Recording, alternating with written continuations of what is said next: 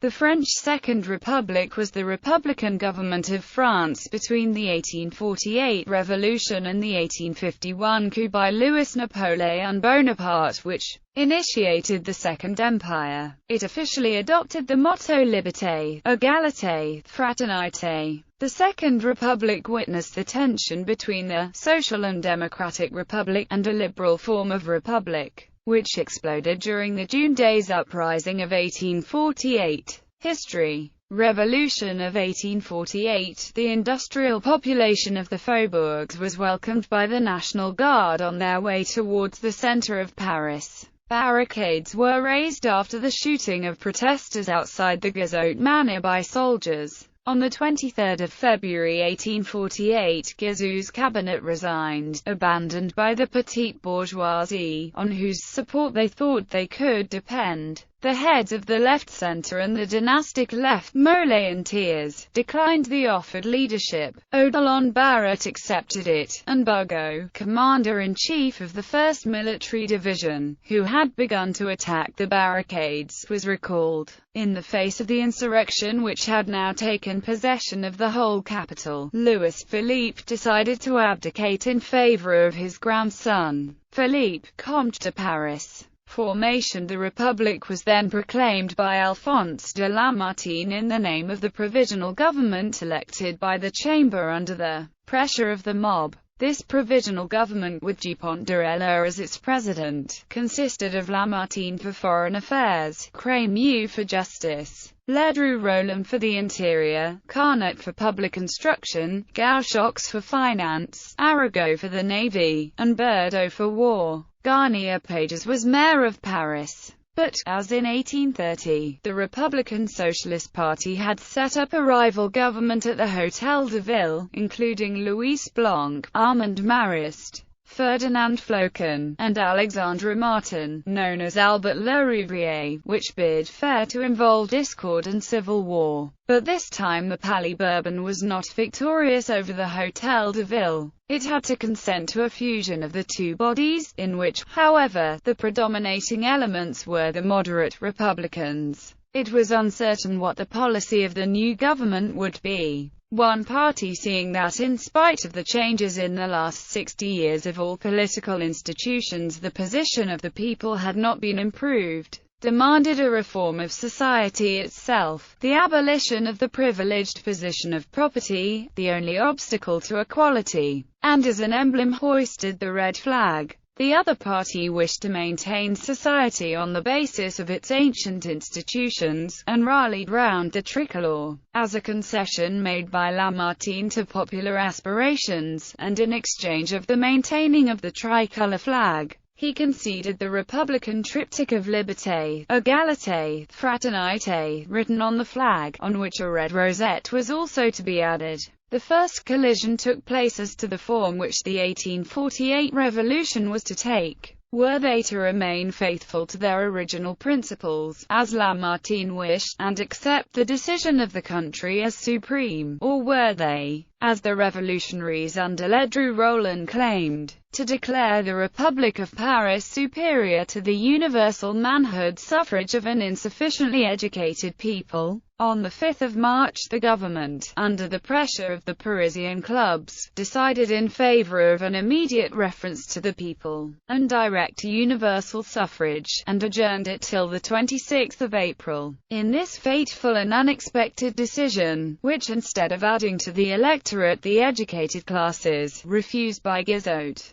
admitted to it the unqualified masses, originated the Constituent Assembly of 4 May 1848. The provisional government having resigned, the Republican and anti-socialist majority on 9 May entrusted the supreme power to an executive commission consisting of 5 members: Arago, Pierre-Marie de Saint-Georges, Garnier Pages, Lamartine and Ledru-Rollin. But the spell was already broken. This revolution, which had been peacefully effected with the most generous aspirations, in the hope of abolishing poverty by organizing industry on other bases than those of competition in capitalism, and which had at once aroused the fraternal sympathy of the nations, was doomed to be abortive. The result of the general election, the return of a constituent assembly predominantly moderate if not monarchical, dashed the hopes of those who had looked for the establishment, by a peaceful revolution, of their ideal socialist state, but they were not prepared to yield without a struggle, and in Paris itself they commanded a formidable force. In spite of the preponderance of the Tricolour party in the provisional government, so long as the voice of France had not spoken, the socialists, supported by the Parisian proletariat, had exercised an influence on policy out of all proportion to their relative numbers or personal weight.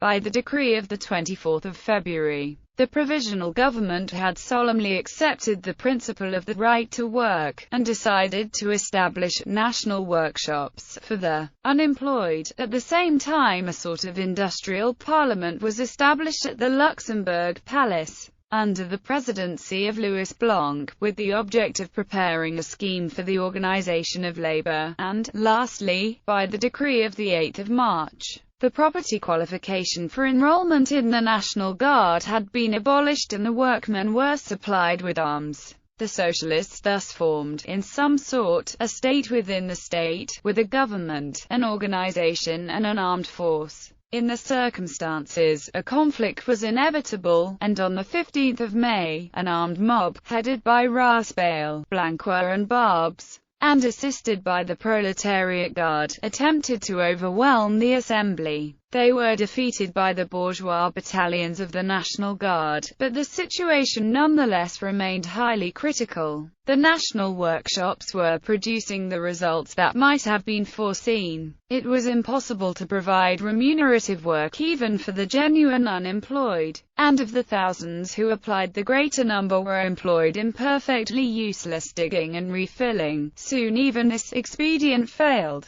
and those for whom work could not be invented were given a half-wage of 1 franc a day. Even this pitiful dole, with no obligation to work, proved attractive, and all over France workmen threw up their jobs and streamed to Paris, where they swelled the ranks of the army under the red flag. It was soon clear that the continuance of this experiment would mean financial ruin. It had been proved by the émeute of the 15th of May. That it constituted a perpetual menace to the state, and the government decided to end it. The method chosen was scarcely a happy one. On the 21st of June, Alfred de Fallow decided in the name of the Parliamentary Commission on Labour that the workmen should be discharged within 3 days and those who were able-bodied should be forced to enlist. The June Days uprising broke out at once, during 24 to 26 June, when the eastern industrial quarter of Paris, led by Pujol, disambiguation needed, fought the western quarter, led by Cavaignac, who had been appointed dictator.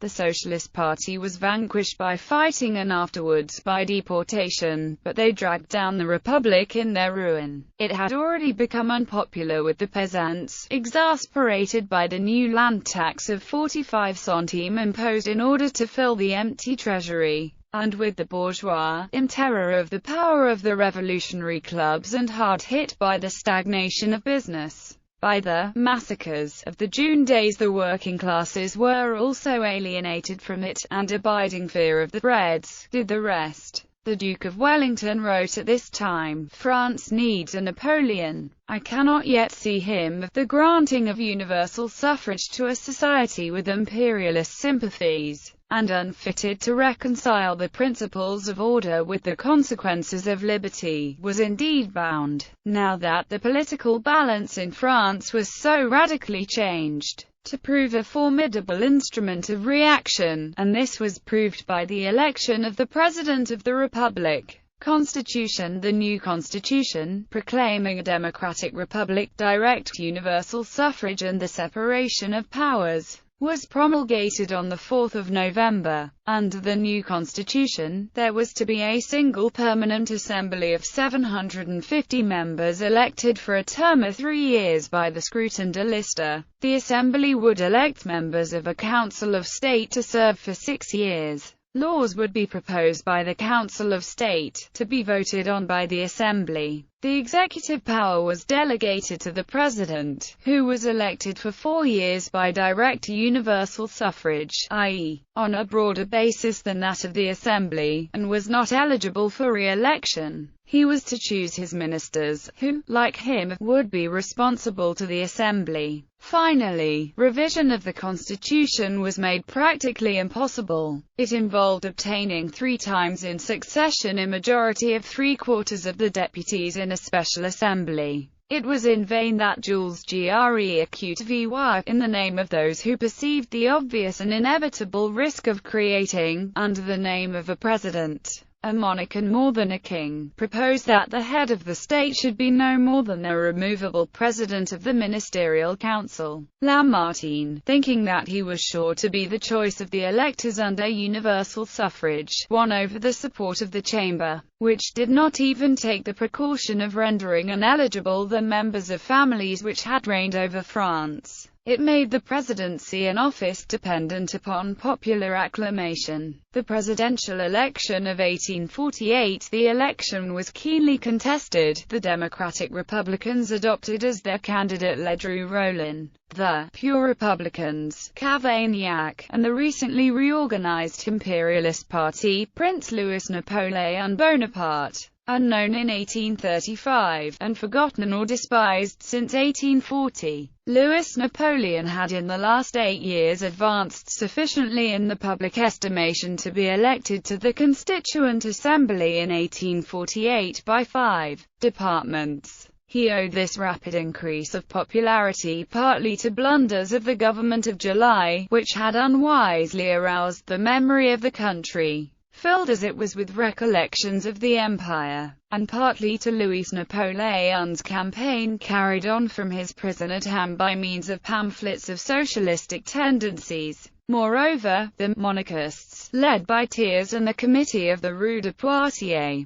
were no longer content even with the safe dictatorship of the upright Cavaignac, and joined forces with the Bonapartists. On 10 December the peasants gave over 5 million votes to a name, Napoleon, which stood for order at all costs, against 1,400,000 for Cavaignac. For 3 years, there was an indecisive struggle between the heterogeneous assembly and the president, who was silently awaiting his opportunity. He chose as his ministers men with little inclination towards republicanism, with a preference for Orleanists, the chief of whom was Odilon Barrot. In order to strengthen his position, he endeavored to conciliate the reactionary parties, without committing himself to any of them. The chief instance of this was the expedition to Rome voted by the Catholics, to restore the temporal authority of the Pope Pius IX, who had fled Rome in fear of the nationalists and republicans. The Pope called for international intervention to restore him in his temporal power. The French president moved to establish the power and prestige of France against that of Austria, as beginning the work of European renovation and reconstruction which he already looked upon as his mission. French troops under Oudinot marched into Rome. This provoked a foolish insurrection in Paris in favor of the Roman Republic, that of the Château d'Eau, which was crushed on 13 June 1849. On the other hand, when the Pope, though only just restored, began to yield to the general movement of reaction, the President demanded that he should set up a liberal government.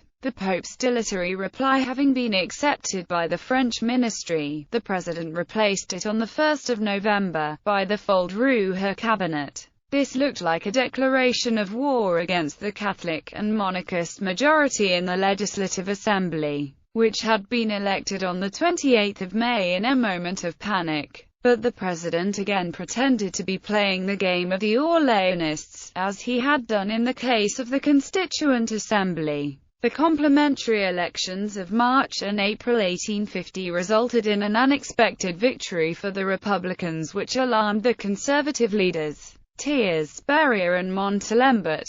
The President and the Assembly cooperated in the passage of the Loi Fallow of 15 March 1850, which again placed university instruction under the direction of the Church. A conservative electoral law was passed on 31 May. It required each voter to prove 3 years' residence at his current address by entries in the record of direct taxes. This effectively repealed universal suffrage. Factory workers, who moved fairly often, were thus disenfranchised. The law of 16 July aggravated the severity of the press restrictions by re-establishing the caution money deposited by proprietors and editors of papers with the government as a guarantee of good behavior. Finally, a skillful interpretation of the law on clubs and political societies suppressed about this time all the Republican societies. It was now their turn to be crushed like the Socialists.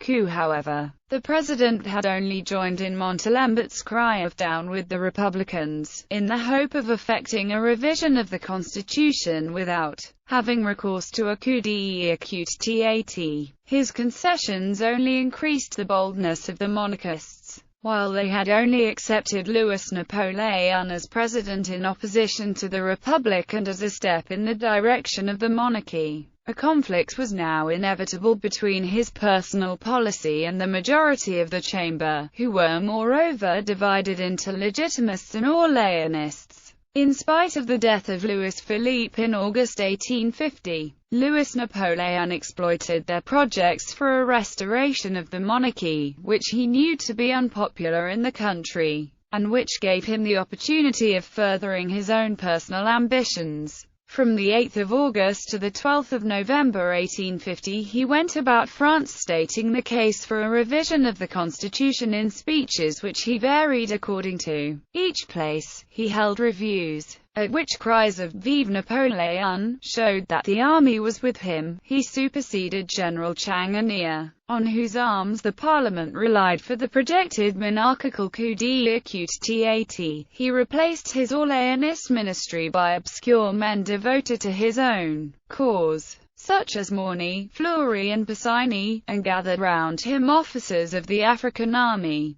broken men like General Saint-Arnaud. In fact, he practically declared open war. His reply to the votes of censure passed by the Assembly, and their refusal to increase his civil list was to hint at a vast communistic plot in order to scare the bourgeoisie, and to denounce the electoral law of 31 May 1850, in order to gain the support of the mass of the people. The Assembly retaliated by throwing out the proposal for a partial reform of that article of the Constitution which prohibited the re-election of the President and the re-establishment of universal suffrage. All hope of a peaceful issue was at an end, when the quaestors called upon the chamber to have posted up in all barracks the decree of 6 May 1848 concerning the right of the Assembly to demand the support of the troops if attacked. The Mountain, dreading a restoration of the monarchy, voted with the Bonapartists against the measure, thus disarming the legislative power. Louis Napoleon saw his opportunity, and organized the French coup of 1851. On the night of 1/2 December 1851, the anniversary of the coronation of his illustrious uncle Napoleon I,